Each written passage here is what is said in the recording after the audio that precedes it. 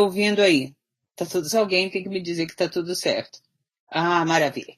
Bom, vocês estão acessando aí, estão vendo o primeiro slide, inclusão e diversidade, na metade da tela, né?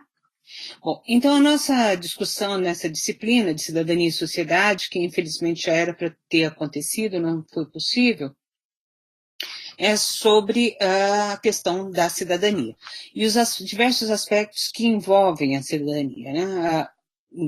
As conquistas de cidadania presentes, passadas, a forma de se exercer a cidadania, os direitos e deveres de cada indivíduo dentro do Estado, dentro da sociedade, e também alguns aspectos importantes, né, que dizem respeito à cidadania, especialmente a questão da inclusão social. E depois também nós vamos tratar de um outro tema, que é a questão, que é um tema importante na nossa sociedade atual, porque causa aí inúmeros problemas, que é a questão das drogas. Tá certo?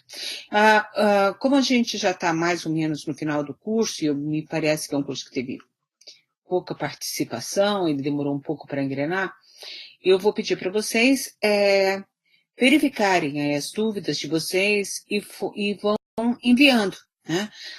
Dúvidas principais que vocês tenham, dúvidas importantes que vocês tenham a respeito aí da disciplina, dos textos, do que foi, das atividades que nós pedimos para vocês fazerem. Tá certo?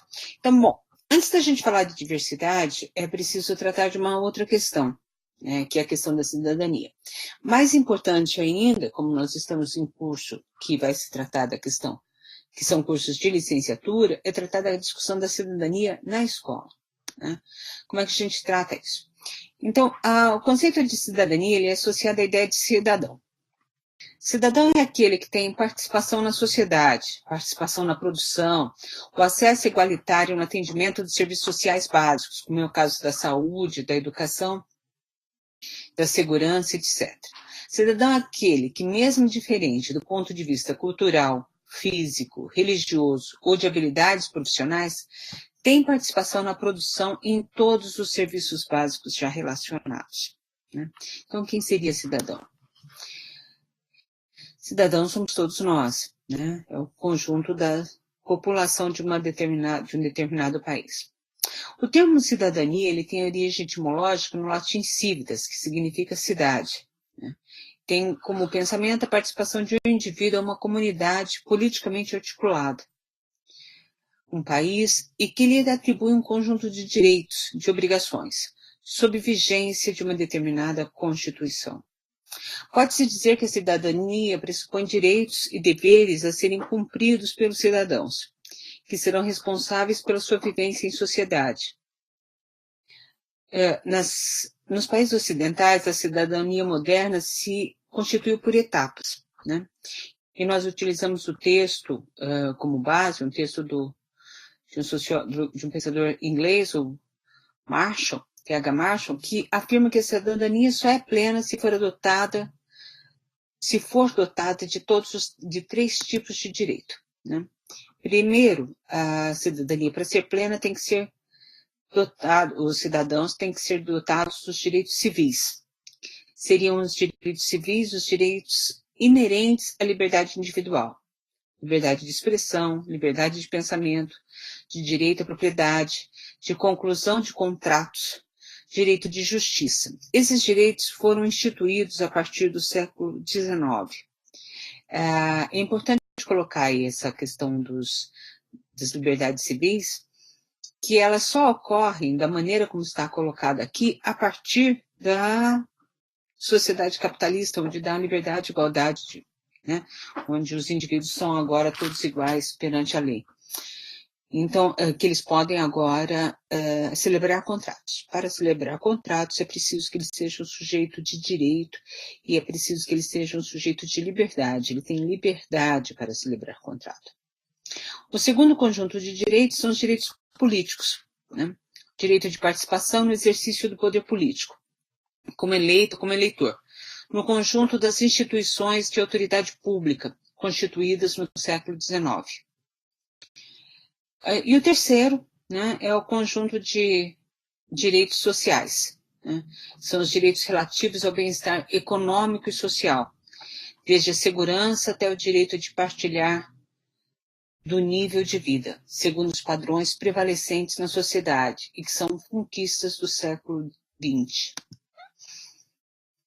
Além disso, a cidadania moderna, embora seja influenciada por aquelas concepções mais antigas, possui um caráter próprio e possui duas categorias, a formal e a substantiva. Categoria formal, a cidadania formal é um conjunto de direito, conforme o direito internacional, indicativo de nacionalidade, de pertencimento a um Estado-nação. Nossa, tá muito quente aqui, desculpa, gente. Por exemplo, uma pessoa portadora de cidadania brasileira. Em segundo lugar, na ciência política e na sociologia, o termo adquire um sentido mais amplo. Já a cidadania substantiva é definida como a posse de direitos civis, políticos e sociais. Essa última forma de cidadania é a que nos interessa, né, a que nós vamos estar tratando aqui. Lembro para vocês que esses textos todos que eu estou utilizando para estar conversando com vocês, eles estão disponíveis no material de vocês, tanto no material obrigatório, vocês têm um livro, né, que eu já avisei na plataforma, o livro não é suficiente para trabalhar a disciplina, mas tem uma quantidade de materiais, de textos, de artigos que tratam do assunto e que estão disponíveis na página da disciplina. Então, a questão da inclusão das minorias. Não. Bom, antes de entrar nessa questão da inclusão, lembro para vocês o seguinte, que todos os direitos que nós vivemos, que nós temos hoje, eles foram frutos de conquistas sociais, né? Então, nada foi fácil.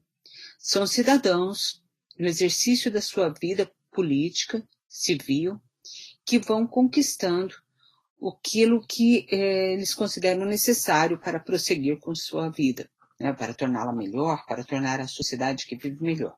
Então, a garantia dos exercícios desses direitos, dos direitos civis, dos direitos políticos, ele é essencial para que os cidadãos possam participar plenamente da vida política. Nós sabemos que a nossa participação na vida política, ela é garantida no momento do voto. Mas em alguns momentos históricos, nem mesmo esse direito é garantido, quando a gente está numa situação de ditadura ou de um Estado que está aí num processo autoritário. Agora, além disso, é preciso que os cidadãos tenham clareza da necessidade, da importância de garantir esses direitos civis, né? A garantir a possibilidade de participação política na vida social. Bom, em relação à questão da exclusão das minorias, né, que é um assunto importante que a gente está sempre tratando, a exclusão social diz respeito principalmente à impossibilidade de acesso de todos os indivíduos às mesmas condições de vida e de desenvolvimento pleno de suas potencialidades, né?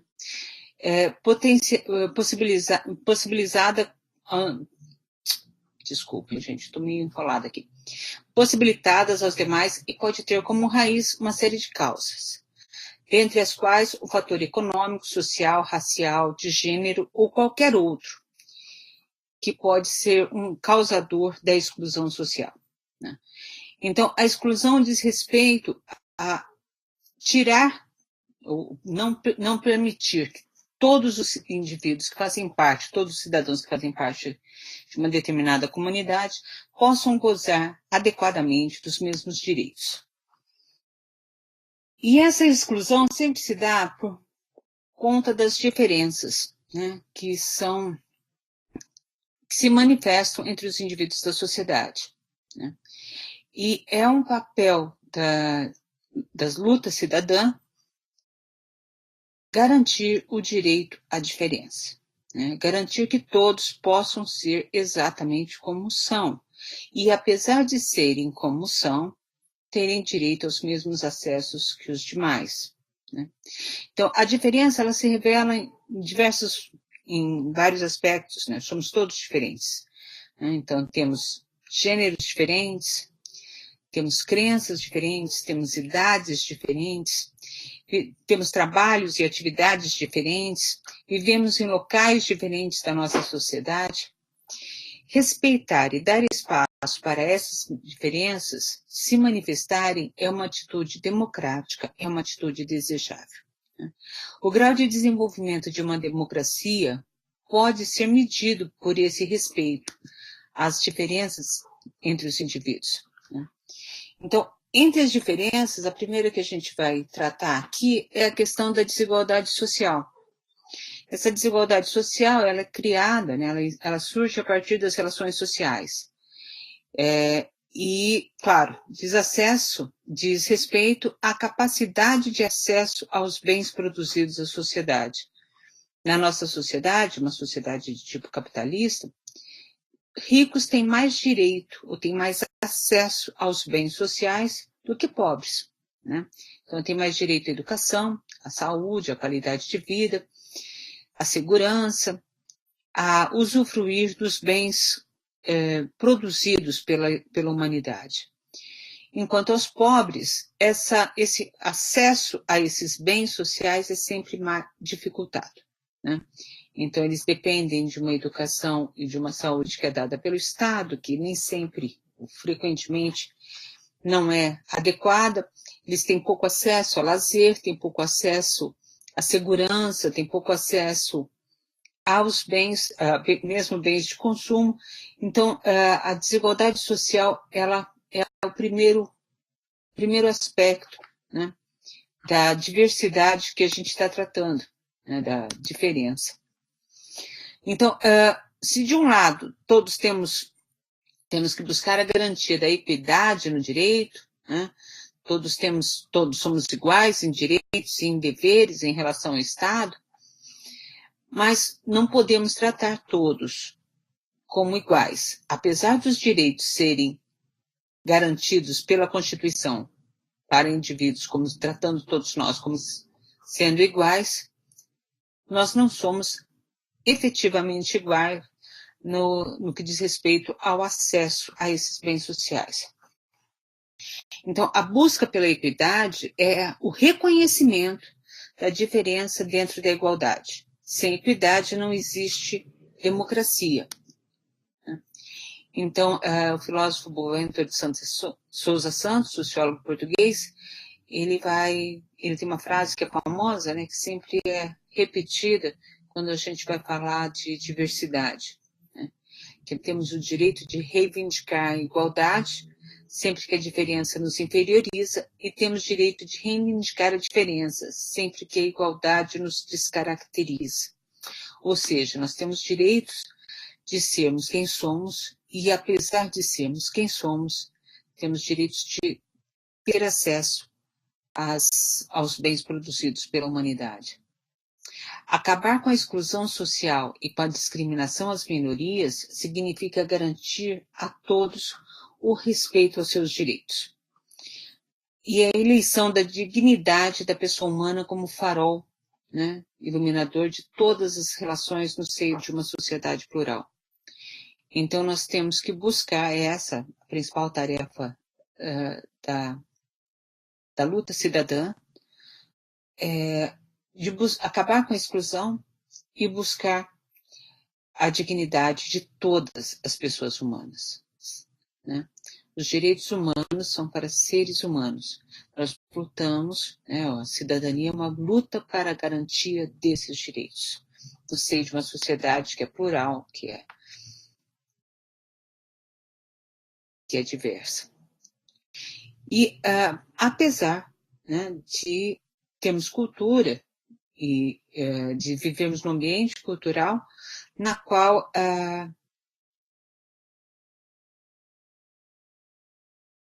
nós estamos constantemente desenvolvendo e aprendendo e ensinando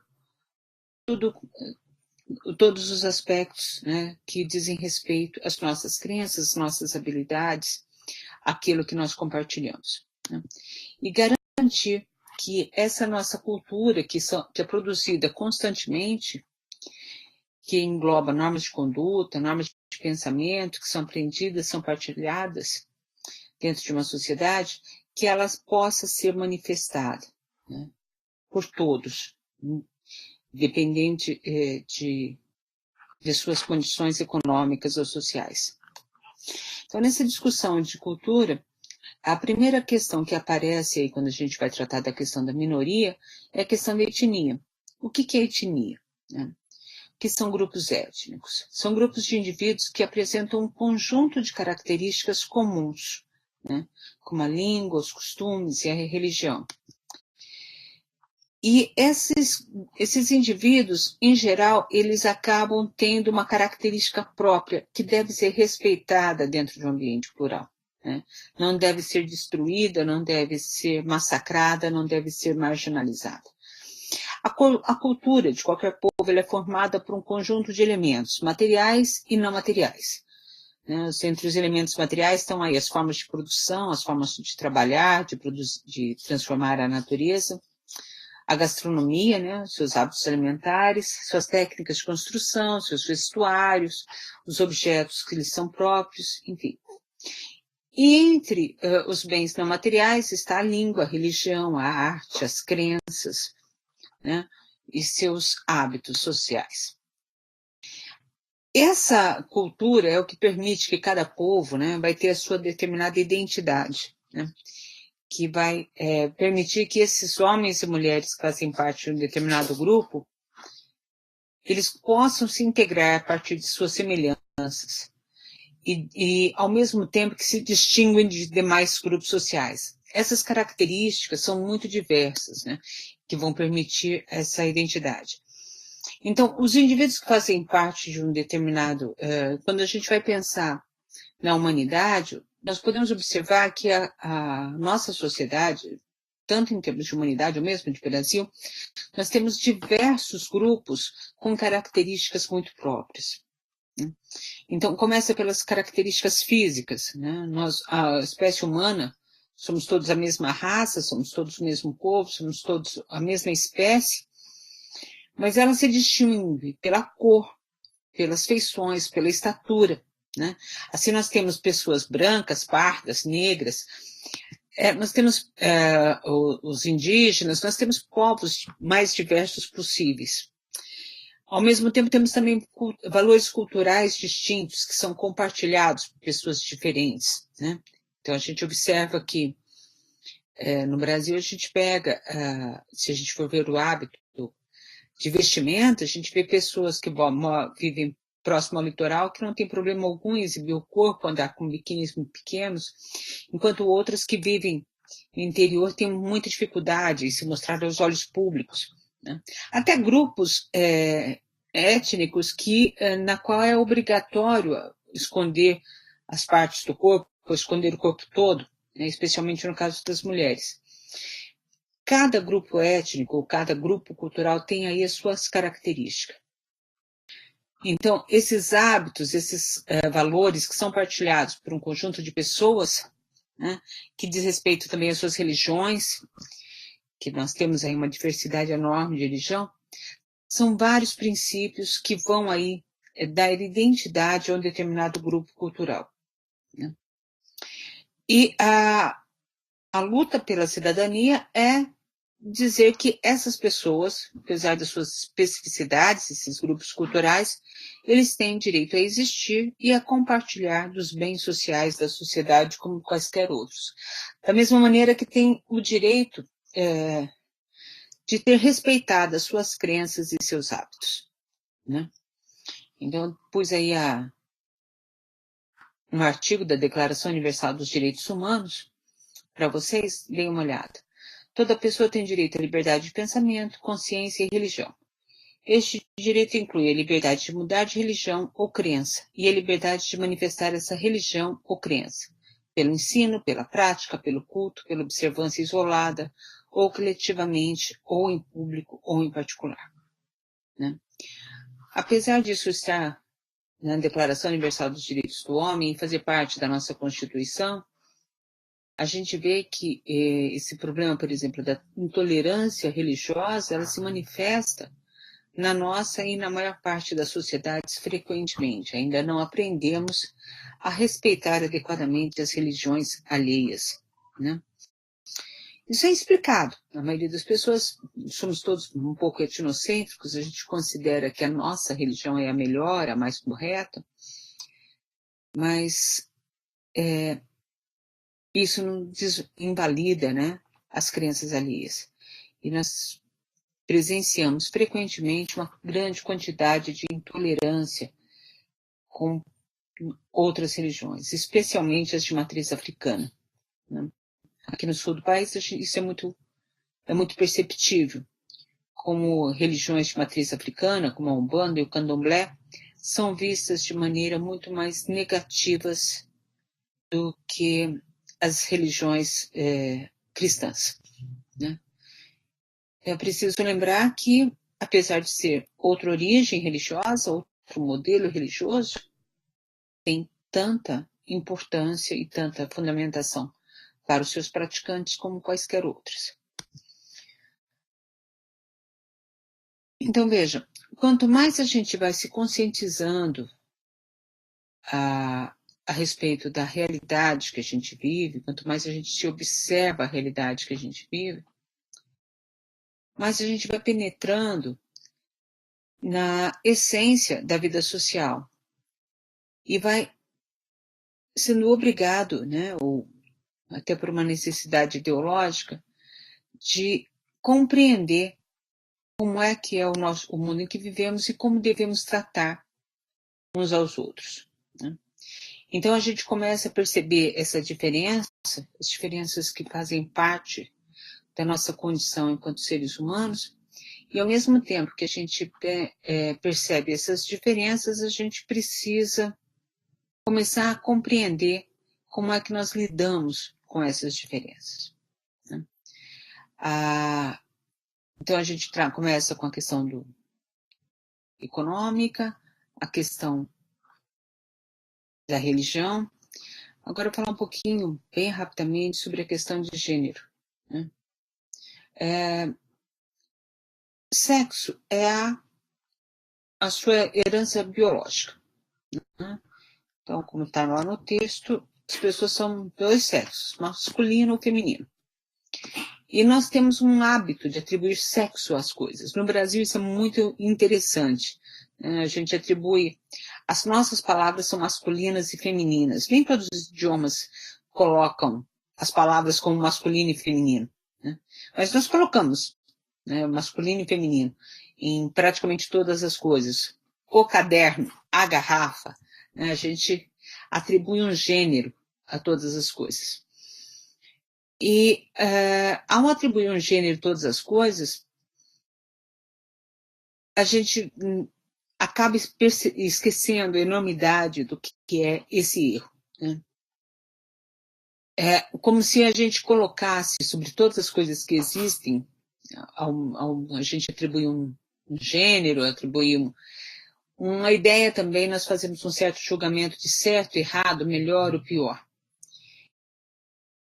E daí a gente começa a dar uma significação ética às coisas que nós nomeamos, né? E a gente, na nossa sociedade, uma sociedade patriarcal, essa ideia de certo e errado, de positivo, negativo, feminino, masculino, acabou que a nossa sociedade atribui um peso muito mais positivo ao sexo masculino do que ao sexo feminino. E daí a construção dessa nossa identidade enquanto homens e mulheres, né, do comportamento feminino, masculino, ele passa a ser visto como um fato biológico, quando ele não é, né? A construção da identidade como homem e mulher é um fato cultural, é um fato social, ele é definido pela cultura. O que me torna mulher não é o sexo feminino, é o meu comportamento enquanto mulher. Então, veja, a distinção é a seguinte: sexo é biológico, né? Sexo é masculino ou feminino. Gênero é construído socialmente, é como o indivíduo se vê, né? Se ele é feminino, se ele é masculino. Ele é construído de acordo com cada cultura, como cada homem, cada mulher é visto em cada cultura. Então, nós construímos essa identidade de ser homem, de ser mulher, a partir do quê? de uma representação do papel do homem e da mulher. E cada indivíduo vai identificar-se como homem ou como mulher de acordo com a observação desses papéis. E é através dessa observação que vai se dar a identidade de gênero de cada indivíduo, né? Como a qual cada indivíduo se identifica, se ele pode ou não concordar com o gênero que lhe foi atribuído no seu nascimento. Então, o fato de você ter um filho de sexo feminino, de sexo masculino, e tratá-lo como um menino ou como menina, não garante que ele vai se ver sempre com esse sexo, né? Ele pode até ser um menino, se ver como menino, mas se ver ou se identificar mais com as atitudes, com as ações das meninas. Ele tem uma identidade sexual feminina. Já a orientação sexual, ela não tem nada a ver nem com gênero e nem com sexo biológico. A orientação sexual é a atração que o indivíduo sente. Ele pode ter uma atração por pessoas do seu mesmo sexo, ou pode ter uma atração por pessoas de sexo diferente do seu, ou pode ter uma atração sexual por ambas as pessoas, né? Então, na verdade, esse é um problema que não é um problema fácil de lidar e que hoje nós estamos aí observando uma quantidade enorme de conflito em relação a isso, né? Que tem uma crítica intensa, especialmente por parte de algumas igrejas, de que se está ensinando ideologia de gênero na escola. Bom, gênero não é uma ideologia, né? Gênero é como as pessoas se comportam. Então não é uma ideologia, elas existem. Agora, eu só queria lembrar a todos vocês que isso não é ensinado. Isso não pode ser ensinado. Nem que a gente queira, a gente não ensina uma coisa dessas. Isso faz parte da cultura, faz parte de como o indivíduo se percebe no mundo que ele vive. As pessoas observam os gêneros à sua volta, as pessoas à sua volta e fazem escolhas. Muitas vezes nem é consciente, né? Mas é como elas querem, como elas se sentem bem. E isso não pode e não tem como ser ensinado, ao contrário do que apregoam as pessoas que fazem a crítica à ideologia, ao ensino da ideologia de gênero. Nenhuma escola ensina ideologia de gênero, nem mesmo ensina como se ter um ou outro gênero. O que a escola deve fazer ao tratar do assunto é ensinar o respeito às escolhas dos indivíduos, o que é uma coisa bastante diferente, né? Ensinar o respeito à escolha individual é diferente de ensinar alguém a ter esse ou aquele gênero. Ninguém ensina isso. Senão seria até interessante, né? Quando a gente observa, por exemplo, porque me parece que o maior medo de todos é que um filho seja homossexual. E daí é muito interessante quando a gente observa as pessoas que são homossexuais, às vezes numa família de 5, 6, 7 filhos, apenas um é homossexual. E daí a pergunta é, como é que ele foi ensinado a ser homossexual e os outros não? Né? Ninguém é ensinado. Foi uma escolha, foi um tipo de atração. E a função da escola em relação a isso é, na verdade, apenas ensinar o respeito, né? Explicar como isso acontece e ensinar o respeito. Então, veja, nós temos aí essa discussão sobre gênero, ela atrai uma quantidade de preconceitos que influenciam enormemente a vida social e trazem grande sofrimento, né? Então, o que é um preconceito? Preconceito é um juízo pré-concebido acerca de algo ou de alguém, né? Quando você faz um pré-julgamento. Antes de conhecer, você já tem uma ideia a respeito daquilo. Predispõe a determinadas atitudes em relação àquilo. Então, antes de conhecer, eu não gosto. E que pode ou não se manifestar na forma de discriminação.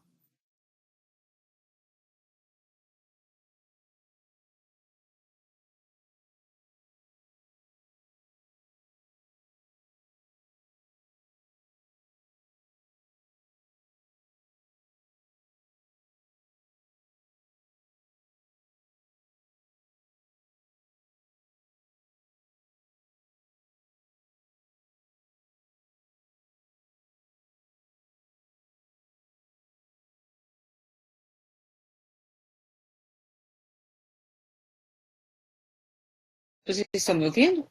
Aparentemente teve uma queda de conexão.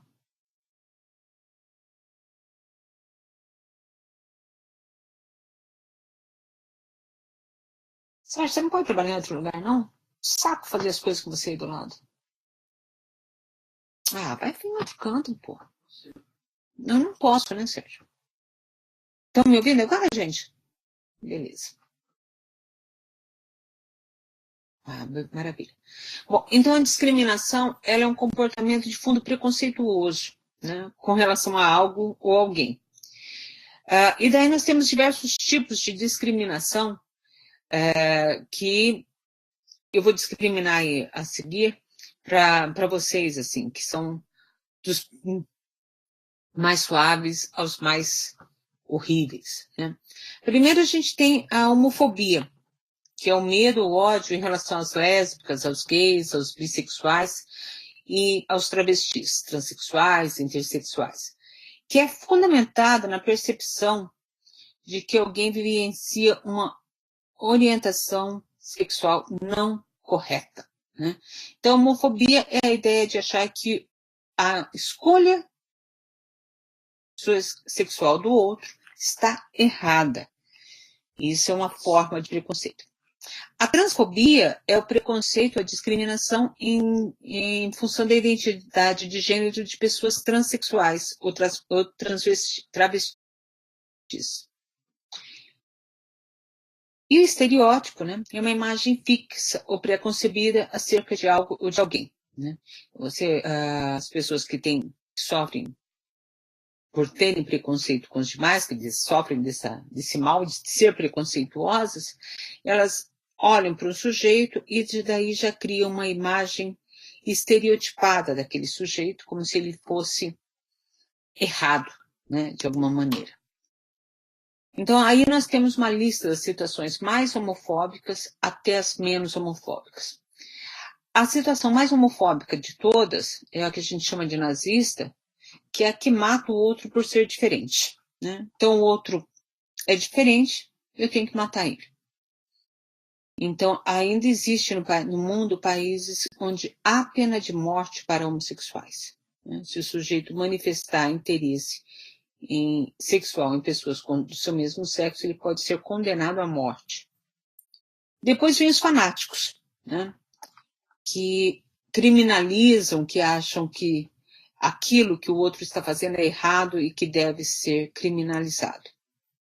Depois aos fundamentalistas, que são aqueles que dizem que vão tentar justificar o seu preconceito com base na Bíblia ou em um comportamento que não é adequado, né? Aquela ideia de que ele pode ser curado, ou que é pecado, ou que é uma doença, que é algo que o indivíduo sofre, mas que não é correto.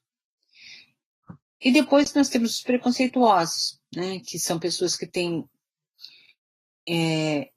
ideias preconcebidas, mas que também têm informações distorcidas, estereotipadas sobre a vida sexual dos outros, ou, né, uma ideia de perversão, sei lá, em relação ao comportamento da comunidade LGBT. Depois nós temos os tolerantes, que eles não aceitam bem, não gostam, mas convivem, né?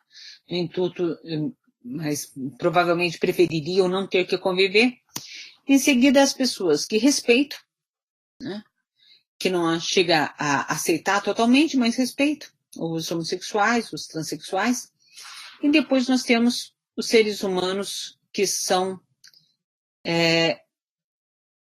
mais competentes socialmente, né? Que aceitam essas pessoas como cidadãs, como pessoas portadoras de direitos. E depois, por último, nós temos as pessoas que são as pessoas competentes culturalmente, que elas simplesmente convivem e aceitam que um outro pelo que ele é. Então, nós temos aí um leque de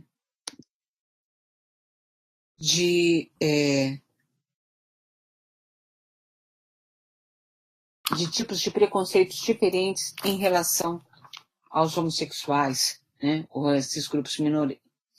Então, quando a gente vai tratar dessa questão das minorias, é sempre preciso dizer que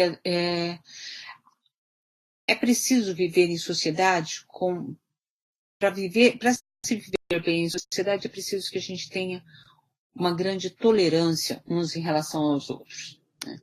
Não é possível a gente conviver em sociedade tentando eliminar aqueles que não são diferentes ou que não gostamos.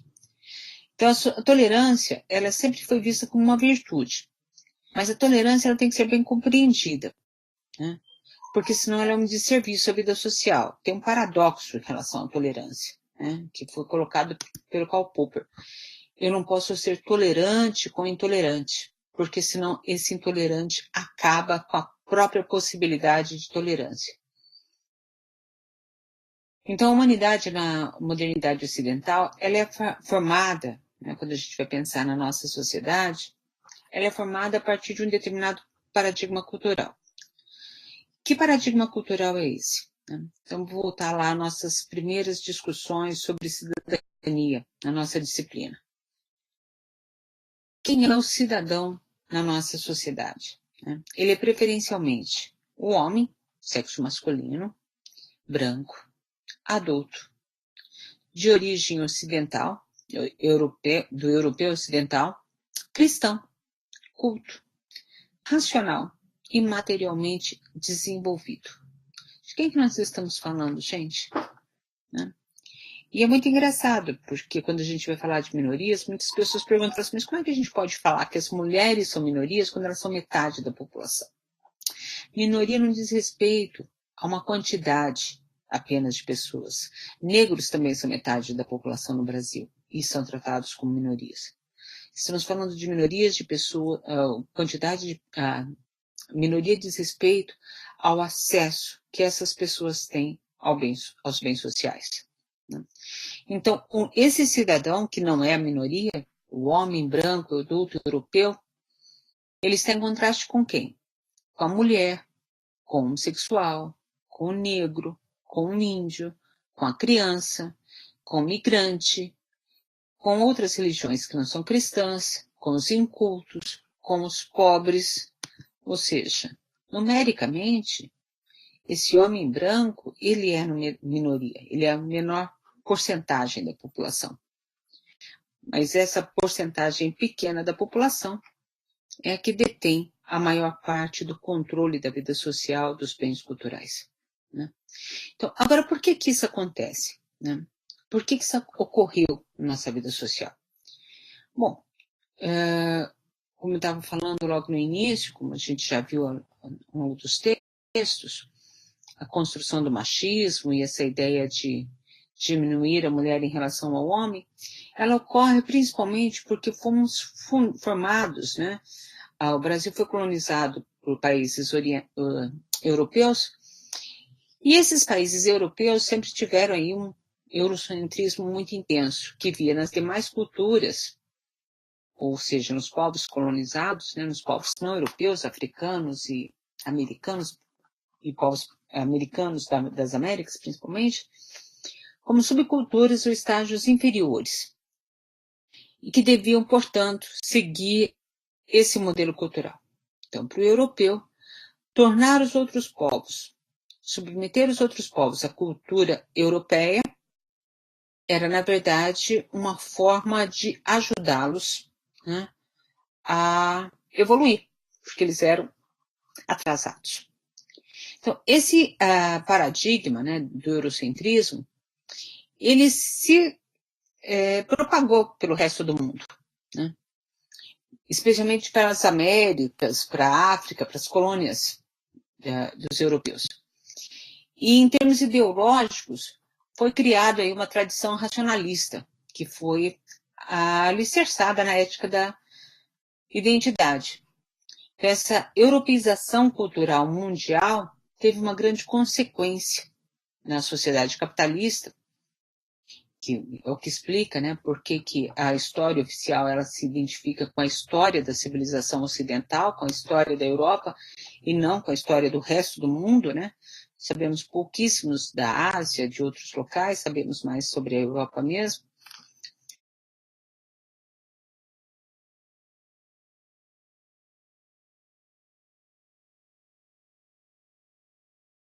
pessoas que não fazem parte desse padrão cultural como inferiores. E permite, né, que se manifeste ou que se acentue essa questão cultural, né, o nosso viralatismo, né? Nós nos achamos inferiores ao homem branco, loiro, de olho azul da Europa. A essência humana não se encontra no plano dos sentidos, né? Ela se encontra no plano da racionalidade. E a partir dessa racionalidade, a gente tem que começar a perceber que para ter uma certa tolerância, para construir cidadania, é preciso que a gente aprenda a conviver com essas diferenças. O chocante é nós estarmos no século XXI ainda sendo obrigado a tratar desse assunto, né? Ainda sendo obrigado a tratar de que o indivíduo não deve ser diminuído ou excluído, porque ele tem a pele da cor diferente, porque ele tem um gênero diferente, porque ele fez uma outra opção sexual, porque a religião dele não é a religião majoritária, porque ele veio de outra região, porque ele tem algum tipo de deficiência física. Então, assim, essa discussão sobre a diversidade, sobre a inclusão, é uma discussão muito triste de ser feita, porque a gente está no século XXI e ainda temos que fazer essa discussão, né? Que a inclusão ainda não aconteceu. Mulheres, apesar de serem a maior parte, 50%, um pouquinho mais de 50% da população, ainda recebem salários menores que os homens nas mesmas funções. Ainda têm menos acesso à ascensão profissional que os homens. Ainda sofrem violência doméstica, ainda sofrem violência em todos os lugares. Todas as mulheres sabem que tem medo, né? Qual das mulheres não tem medo de esperar um ônibus sozinha à noite, por exemplo? Nenhum homem se preocupa com isso. As mulheres todas se preocupam de estar num ponto de ônibus à noite e passar um cidadão, ver uma pessoa estranha passando, ela já fica preocupada, né? Não sabe que tipo de reação ele vai ter em relação a ela só porque ela é mulher. Então, vejam, essa questão da diferença, essa questão da diversidade, quando a gente vai tratar do respeito ao homossexual, à mulher, à criança, ao deficiente, ao negro, a todas essas pessoas, nós estamos pedindo apenas para que elas sejam tratadas da maneira igual a são tratadas o homem branco, né? O homem branco, ele é o único que pode andar sem medo pelas ruas.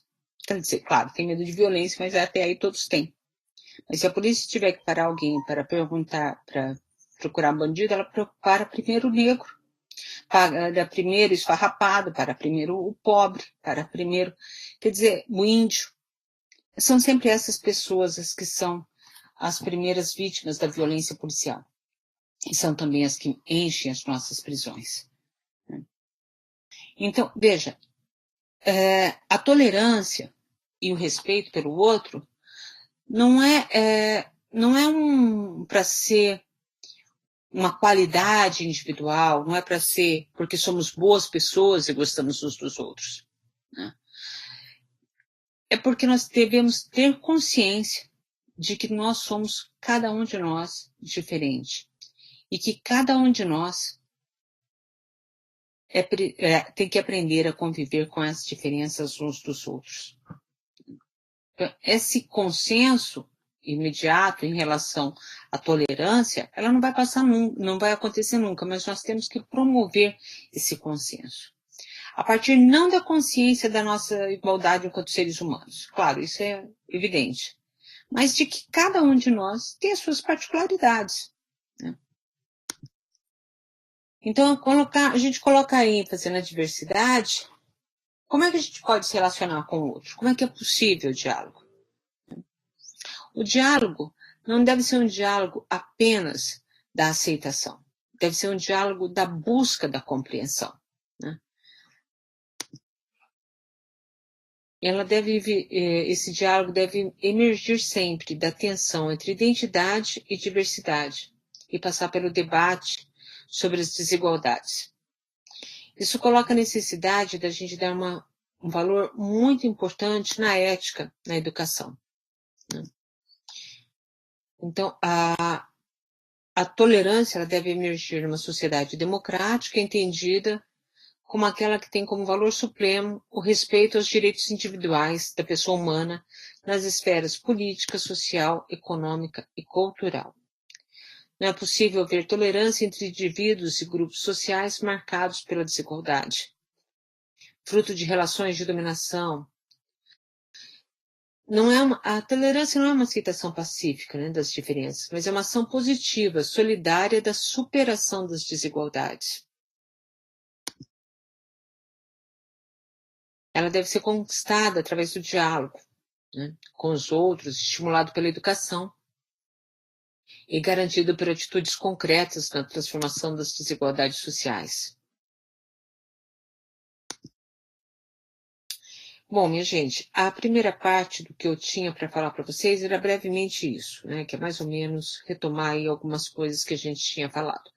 Agora, a gente pode conversar ainda um pouquinho sobre drogas, porque o nosso tempo já está no fim, mas eu gostaria de ver as dúvidas, né, que alguns alunos manifestaram na plataforma, que não tinham entendido muito bem algumas questões, que estavam com dúvida. Então, eu gostaria de que vocês colocassem as dúvidas. E gostaria de chamar a atenção especialmente para o Fórum de Cotas Raciais. Né? Fiquei muito surpresa com a grande quantidade de respostas ou de colocações naquele fórum que dizem que cotas raciais é uma maneira de diminuir os negros, porque nós os tratamos como diferentes. Ou melhor dizendo, né, os negros têm a mesma capacidade que os brancos e, portanto, não precisam de cotas raciais. As pessoas defendem cotas sociais, mas não cotas raciais. Fiquei surpresa com isso. Na verdade, os textos de vocês todos tratam da questão das cotas raciais. Evidente que nós todos concordamos que, em termos de capacidade intelectual, negros e brancos têm a mesma capacidade. Especialmente aqui no Brasil, a gente não pode falar que os negros têm capacidade inferior de jeito nenhum. Grandes intelectuais brasileiros eram negros, né? A gente não pode esquecer disso. Machado de Assis, Lima Barreto, Florestan Fernandes, Milton Santos, grandes intelectuais brasileiros. Então a gente não pode esquecer, né? Nenhum de nós vai achar negro tem a mesma capacidade intelectual que o branco. Então por que eles precisam de uma cota racial? Por que não é suficiente a cota social? Porque, na verdade, quando a gente observa o tamanho da população brasileira, ela é mais de 50% composta por negros e pardos. Mais de 50%, em torno de 50 e poucos por cento, 52%, uma coisa assim. Mas, quando a gente for observar as taxas dessas pessoas nas universidades, independente da classe social, do acesso socioeconômico, a porcentagem cai drasticamente. Antes das cotas, o número de partos na universidade era em torno de 2%. O número de negros era em torno de 1 e pouquinho. Alguns cursos, como o curso de medicina, tinha nenhum negro, né? A coisa mais impressionante, você pega o estado mais negro do Brasil, que é o estado da Bahia, e pegava a foto do curso de medicina, não tinha nenhum negro se formando, nenhum negro estudando naquele curso. Então, vejam, a questão das cotas raciais, ela vai muito além da questão da desigualdade econômica. É, na verdade, uma busca, uma tentativa de corrigir um desvio histórico. Por isso nós chamamos de políticas afirmativas, né? São políticas para devolver a essas pessoas o lugar que elas não têm, nunca tiveram na vida social. Né? Não é nem devolver. Tentar colocar a elas, dar direitos a elas. Fala, bom, mas os pobres também não têm as mesmas dificuldades? Primeiro que os pobres no Brasil sempre foram vistos de maneira diferente. Né? Os pobres brancos dos pobres negros. A começar pelos processos migratórios. Então, quando nós tivemos as migrações, a colonização de italianos, alemães, japoneses, diversos povos que vieram para o Brasil, eles recebiam terras, né? Eles eram colonos, eles recebiam terras, não ficavam felizes muitas vezes com as terras que recebiam lugares ermos. recebiam lugares ermos, mas recebiam terras. Agora, os negros nunca tiveram isso, né? Eles receberam a liberdade e, junto com a liberdade, eles receberam mais nada. Então, as políticas afirmativas em relação às cotas raciais é, na verdade, tentativa de corrigir um desvio muito sério, né? Um desvio importante na vida social. E fiquei chocada de ver o número de alunos que não percebem isso, que não perceberam isso. Gente, se nós tivéssemos as mesmas condições sociais e culturais para negros e brancos, certamente não precisaríamos de cotas raciais, né? Certamente não precisaríamos, de jeito nenhum. Mas nós não temos. E qualquer um que conviva com negro sabe que quando ele chega em qualquer lugar, ele é visto com desconfiança. E coisa que o branco não... os medos que o branco tem, o negro tem piorado, né? Se alguém ver um negro correndo, acha que é um bandido fugindo. É sempre uma situação muito mais difícil a vida deles. E, infelizmente, essa situação cultural que o negro vive, né, que ele sofre, o preconceito que ele sofre na nossa sociedade, isso se transmite e se perpetua muitas vezes na escola. Colegas que estudam a questão racial já publicaram a respeito e mostram assim, professores que tratam seus alunos negros como pessoas com menor capacidade intelectual, ou alunos nos quais não é preciso investir muito, porque eles não terão muito, não irão para lugar algum mesmo, assim, como se eles fossem casos perdidos, né? Uma preocupação menor com os alunos negros. Em relação à saúde, a gente percebe a mesma coisa, né? Existem estudos que mostram que mulheres negras sofrem mais dor no parto do que mulheres brancas. Por que isso acontece? Porque, por um motivo muito simples. Na hora que o médico, o enfermeiro, enxerga uma mulher negra que vai ter um bebê e ela diz que está com dor, ele não duvida, mas ele não acha que a dor é muito intensa. Agora, quando aparece uma branquinha, clarinha, e fala, doutor, estou com dor, ele olha para ela e acha que ela é mais frágil fisicamente, que sim, a dor dela é verdadeira. Então, a dor da negra é mais...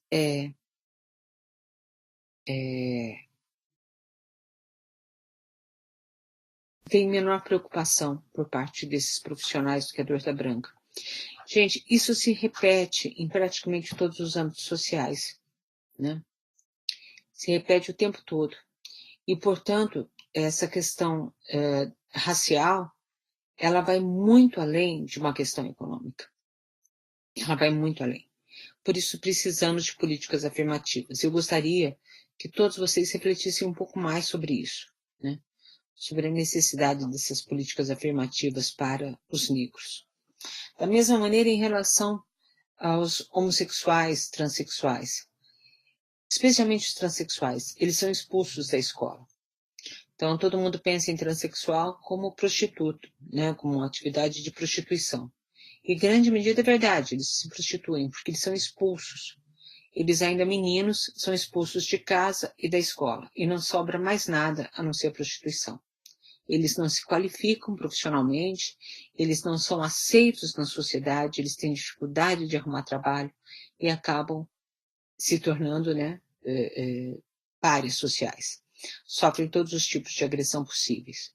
E nosso país é um país que mata muito essas pessoas. Então, a importância dessa disciplina é a gente refletir sobre quem nós somos, quem é o outro, né, e como que nós nos tratamos.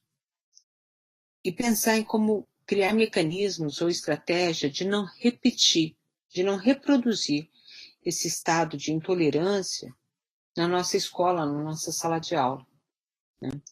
Então, era essa a questão que está colocada, a questão importante que está colocada a respeito das raças, a questão importante que está colocada a respeito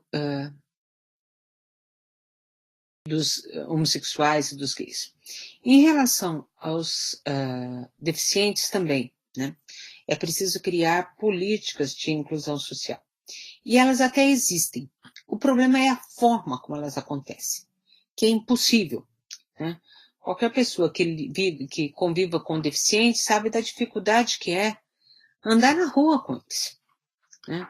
As nossas ruas não são adequadas para qualquer pessoa que tenha qualquer tipo de dificuldade. Idosos têm dificuldade de caminhar nas nossas ruas, porque as calçadas não são retas, elas são esburacadas, elas são inclinadas. Então, não é preciso ser um deficiente que precisa de cadeira de rodas para ter dificuldade em andar nas calçadas. Agora, esses sofrem mais. Da mesma maneira, os cegos, os surdos, as pessoas com deficiência intelectual, é uma quantidade de dificuldade que essas pessoas sofrem no seu dia a dia é muito grande. Então, a política afirmativa para as pessoas portadoras de deficiência, para as pessoas que têm algum tipo de deficiência, ela é necessária por quê?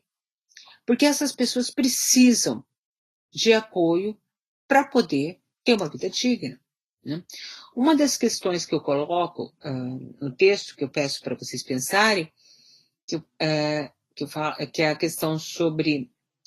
E tem um texto lá para vocês sobre acessibilidade, que a gente discute, que eu peço para vocês discutirem as condições sociais da deficiência. Por que a deficiência é uma questão social? Vejam, se uma pessoa é cega, manca, sem um braço, sem uma perna, tem qualquer tipo de deficiência física ou mental, isso mostra o quê? Que é uma possibilidade de existência do ser humano. Os seres humanos não existem apenas quando eles são totalmente inteiros, né, não vou nem dizer perfeitos, porque perfeito ninguém é, mas inteiros, né, sem nenhum tipo de deficiência. É uma possibilidade de existência do ser humano. E se é uma possibilidade de existência do ser humano, a sociedade tem que estar preparada para atender a todos os seres humanos, né, a todos os tipos de cidadão. E ela não está cumprindo esse papel. Então, os ônibus não são adequados para quem é mais baixo, mais alto, usa muletas, usa cadeira de rodas. Se você tentar entrar num restaurante com cadeira de rodas, a dificuldade é enorme. Se tentar entrar no cinema, agora está começando a colocar, né? Usar o banheiro, entrar no elevador. Vocês já pensaram na dificuldade que é para uma pessoa em cadeira de rodas entrar no elevador? Se ela entra de frente e aperta o elevador, se ela entra de frente no elevador, como é que ela aperta o botão do elevador que fica nas costas dela? Raramente os elevadores permitem que o sujeito manobre a cadeira dentro do próprio elevador. E às vezes o corredor onde fica o elevador não permite que ele manobre a cadeira antes de entrar no elevador. Além do risco que ele corre de entrar no elevador de costas, né? Se tiver algum problema ali, que o elevador não está no lugar, se tiver algum tipo de degrau. Então, vejam, nós vivemos num mundo diverso, né, num mundo múltiplo, mas nós concebemos esse mundo apenas para um tipo específico de pessoas. Nós não o concebemos para todos os seres humanos, né?